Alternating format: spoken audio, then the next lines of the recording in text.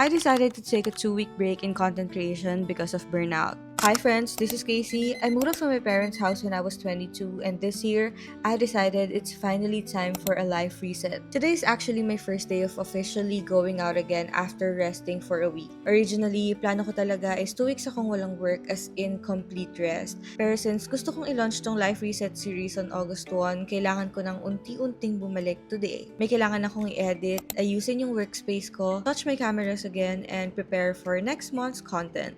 So technically, 1 week lang talaga yung naging pahinga ko. Pero okay lang. I think that's already a big step for me. To be honest, this vlog will probably look like a normal day. Pero if bago ka lang dito, I'm actually a full-time content creator. So I work from home and most of my days really look like this.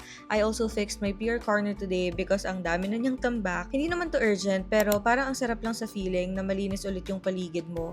Feeling ko pati utak ko nag-declutter talaga. After breakfast, nag-ready na rin ako because I had a dental appointment. And actually, sa Tondo pa rin ako nagpapadentist since doon naman talaga ako lumaki before moving out. Pero alam niyo ba friends, hanggang ngayon, honestly, takot pa rin akong magpunta sa dentist. Kahit ilang years na akong may braces, every appointment kinakabahan pa rin ako.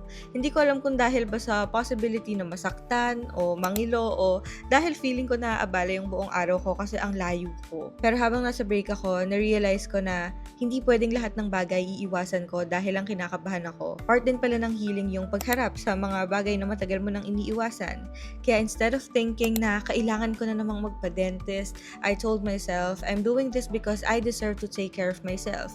Kumbaga, it's like going on a gym or aesthetic clinic or a solo date. Actually, hindi ko alam kung kailan ko ulit may experience yung version ng sarili ko before burnout. Pero siguro, hindi naman yun yung main goal.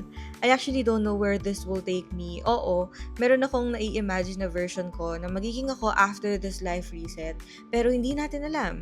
Maybe it's about becoming someone who's healthier, kinder to herself, and knows when it's okay to pause. Pero if there's one thing I'm slowly learning, it's that healing isn't always loud and visible. Minsan, it's like going out kahit kinakabahan ka. Or pagpunta sa appointment na ilang beses mong gustong i-cancel na actually munti ko talagang gawin kahapon. Or simply choosing to take care of yourself kahit ang dami mong dahilan para hindi gawin. I don't have everything figured out yet. Pero I know one thing. I don't want fear to make decisions for me anymore. And I think that's already a good place to start. See you in the next vlog. Yun lang. Babu!